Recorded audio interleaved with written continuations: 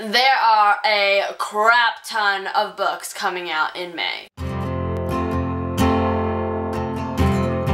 Salutations! Welcome to Love and Language of Literacy. My name is Sophia Lee, and today I'll be telling you my most anticipated May releases. Let's start this off with a book that we all know we've been eagerly anticipating since its announcement, and ladies and gentlemen, it's coming out on the 5th. We all know it is A Court of Thorns and Roses by Sarah J. Maas. Basically, if you don't know who Sarah J. Maas is, I think you might be living under some sort of booktube rock. Anything that has to do with books and young adult high fantasy literature, her name is there. Like, when you look in the definition, her name should be right there because of how much she has shaped the genre and contributed to it. This is the first book in a brand new series of hers, and it's more on the new adult side of YA because the main character is 19.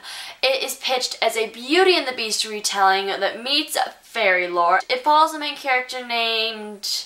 It looks like a weird spelling of fairy. It's F-E-Y-R-E, but I have no clue how to pronounce it, so we're just gonna call her Fairy. And she is a huntress who one day kills a wolf, and all of a sudden, this mysterious beast-like creature named Tamlin appears to take her away to this magical land. And it turns out that Tamlin is actually an immortal fairy. The two of them inevitably fall in love, and according to what everyone who's got an arc of it has been saying, it is quite steamy. Their relationship obviously will cause Fairy to just completely disregard and disbelieve everything she's ever been told before about the Fae. And the Fae's world is slowly being either taken over or some great force is trying to destroy it. So of course we need a savior, and that savior is her. Next up, coming out on the 5th of May, we have a book by everyone's favorite cutesy contemporary author, Kasie West, and that is The Fill-In Boyfriend. Gia Montgomery is at her high school prom when her boyfriend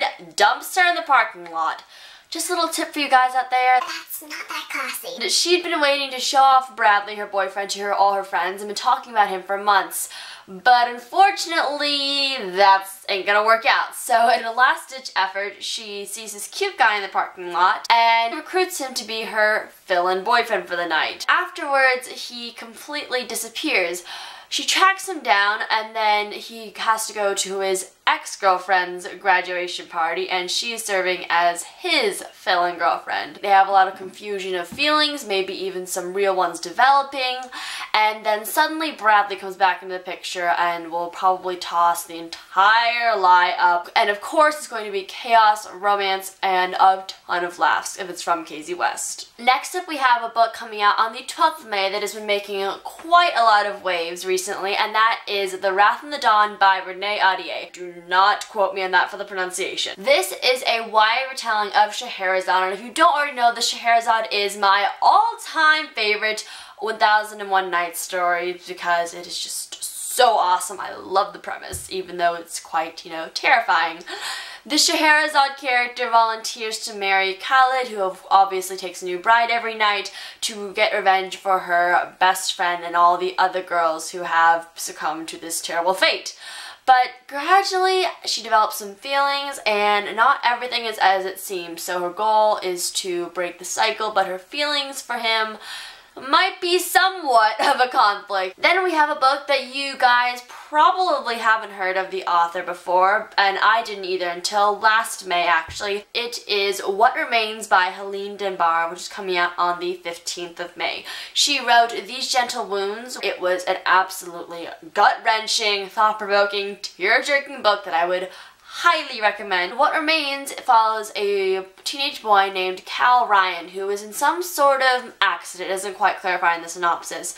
He has a promising baseball career, but that all disappears. On top of that, his best friend Lizzie dies. What happens is he just can't seem to move on. I mean, who could from that situation?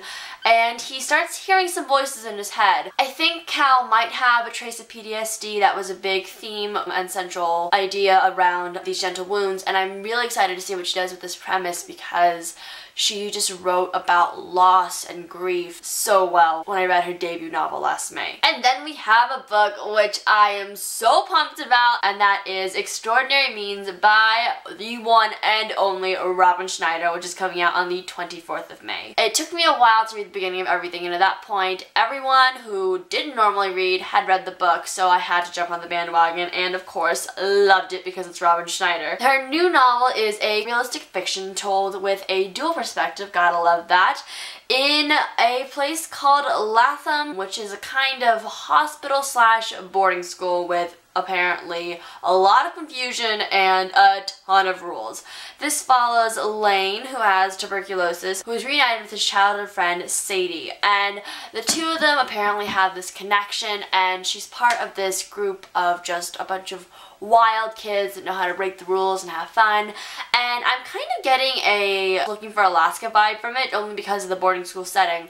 I'm so excited to see what Robin Schneider does because, of course, the beginning of everything just ripped my heart out with that ending, if you know what I'm talking about, and I'm sure this will do the same. Then on the 26th of May, we have The Cage by Megan Shepherd. It is pitched as Maze Runner meets Scott Westerfeld, which is quite a lot to live up to. Cora Mason wakes up with absolutely no memory in the middle of the desert, and she finds out that there are 4 other teenagers with her.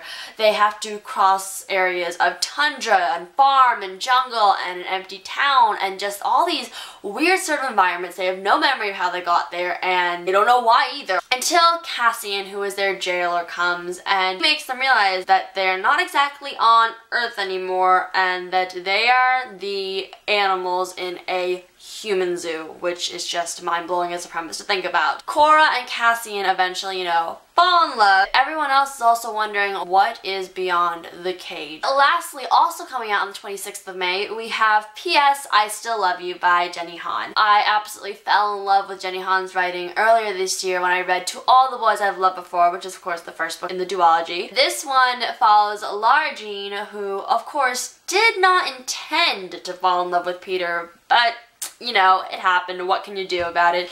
She's extremely confused about that, and even more confused when she's reunited with another boy from her past, and this boy is not exactly specified. It's probably not Josh because of the resolution from To All the Boys I Loved Before, but I'm really excited to see which one of the ones she sent the letters to that it is. Anyways, thank you so much for watching. Tell me in the comments below what you are anticipating in the month of May, whether I've added more books to your TBR, what you are absolutely dying to read and want to tell me about, because I'd love to know. And keep calm, read on. I'll see you in a video soon. Goodbye!